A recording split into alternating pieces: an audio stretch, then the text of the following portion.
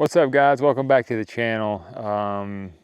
My favorite time of year is here. Obviously, all of hunting season I love, but it's, you know, getting towards almost November now. It might be November when you're watching this, but that time of year when the whitetail bucks become very callable in certain situations. Now, when I was younger, in my 20s, I used to do a lot of blind calling. I loved rattling. I also shot a lot of 3-year-olds. And so like blind calling, in my opinion, it's tough, especially if you don't have the wind 100% locked down. Like if they can get you blind calling, 95, maybe 99% of the time, they will get you. They're gonna come in downwind. They don't just normally charge in to a call. Now, sometimes they do, yes. And if they are directly upwind to you, and you call to them, a lot of times you can get them that way. But the chances of that happening blind in the timber, very tough. You might think they're not going to get downwind. In my experience, they find a way. And a lot of times when you blind call, you know, that deer might be 300-400 yards away and hears it. And he's slowly going to work. It might take him 30-45 minutes to get to you or to circle downwind where he can come in and feel comfortable and confident to come in and check out whatever that was. That's why anymore, I really don't do a lot of blind calling at all. I want to get eyes on my target before I start calling to it. For one, when you're blind calling, you can't read the deer's body language or anything like that. When I get eyes on my deer and I know he's not coming, that's when I like to call to him. You know, the best way to kill a big whitetail is for him to not know anything about, or him to expect to see anything. Just kill him in his natural path to and from. That's when he's the most calm. I don't like to use scents like attractants that much because, you know, a lot of times they're coming looking, they're expecting to see something. When they don't, they get nervous. Anytime you bring a deer to you, whether that's food, scent, calls, he's going to be a little more nervous, on edge, because he's expecting something. He's nervous about something. So that being said, my target buck, especially this time of year near Halloween, one of my favorite times, that first week in November, from about the 25th October to the first week in November, my favorite time to call. Then again, closer to Thanksgiving. This is the time where when I like to get, hey, there's a buck right there. Anyway, got distracted. So I like to get my eyes on my target this time of year. That's not my target. So if it was, and I know he's not coming in, he's not with a doe. If a big buck is with a doe that's in heat, good luck.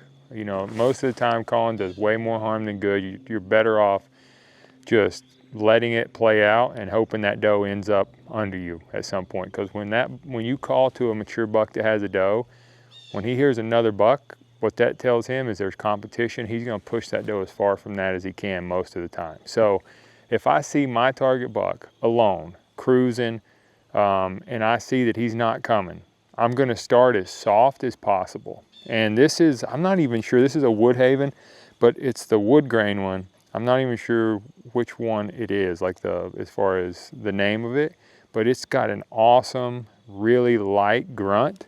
Like you barely even put any pressure at all, and it's a very soft grunt.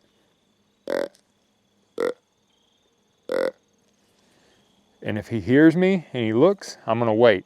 I don't ever like to call it a deer that's looking at me either. So I'm gonna watch, see what he does. If he keeps on his path, I might get a little more aggressive. If it's windy, he can't hear me, I'm gonna go to the Intimidator by Woodhaven, which is a great grunt call, but it's got way more power. Sometimes it's a little too much power. That's why I carry both those in the tree with me. I like that really light grunt. I want to be as light as I can and still get his attention.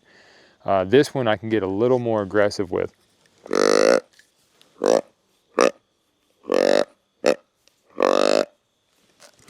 And always try to put a little life into it. If you hear bucks out grunting, sometimes when they're just walking through the woods, it's a, which is fine, but you hear them roar, that's when they're really trying to cut a doe off, or they're getting really aggressive, really worked up. Like we heard that a couple times this week hunting. So, and then if that gets his attention and he still keeps walking, I'm gonna snort wheeze at him. Now, the snort wheeze, in my opinion, probably one of the best calls to kill a mature buck, because it's a direct challenge. It is, I'm frustrated, I want to fight type of a call to a deer. So I'll do it with my mouth, soft. If he doesn't hear that, then this Intimidator has one that's built in. It gets way more volume out of it.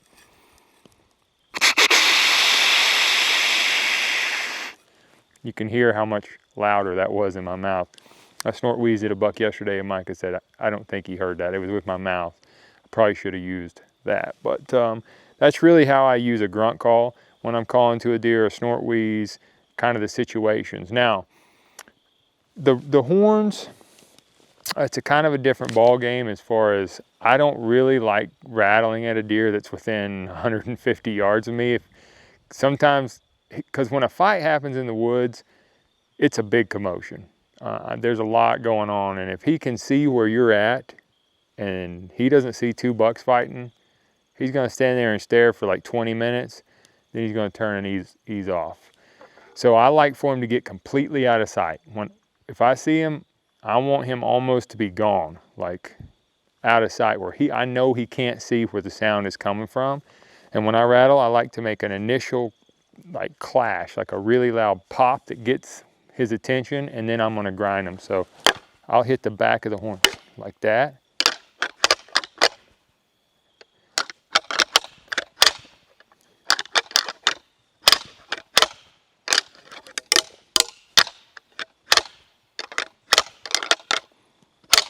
And when there's a fight, you know, you see a lot of people rattling. Growing up, I did, and they're doing this with their horns. That is not what a buck fight sounds like.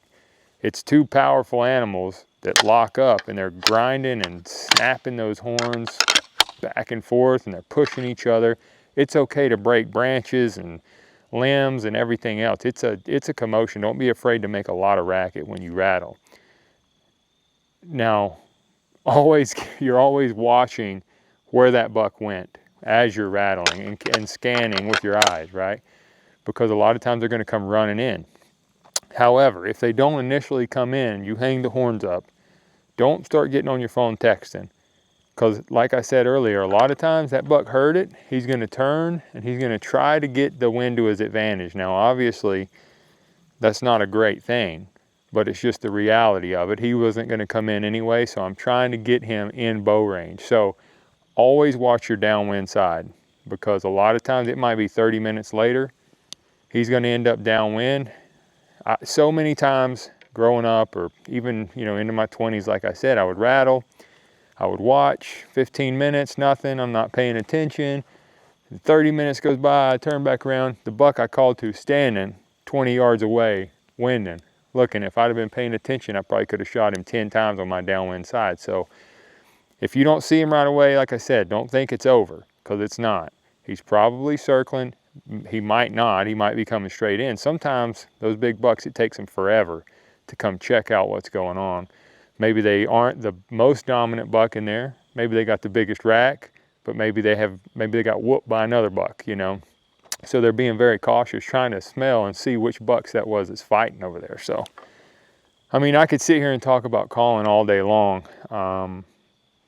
but that's the main high points that I try to take with me. That's the basics of my thought process when I'm calling to a deer. A lot of people sit and call every 30 minutes, to each his own, I guess. I don't do that. I very rarely call unless I see the buck I'm after. Now, granted, it's the last day and it's 9:30, 10 in the morning, or I'm not gonna be able to hunt this spot anymore because of the wind, whatever, sure, I'll hit the horns together, see what happens, because I've killed several deer like that. But I've probably spooked more than I've killed by blind calling. So remember that. It's that time of year. A whitetail buck is getting very callable right now. Good luck to you guys. Thanks for watching the channel. Please hit that like and subscribe button and go kill a big one.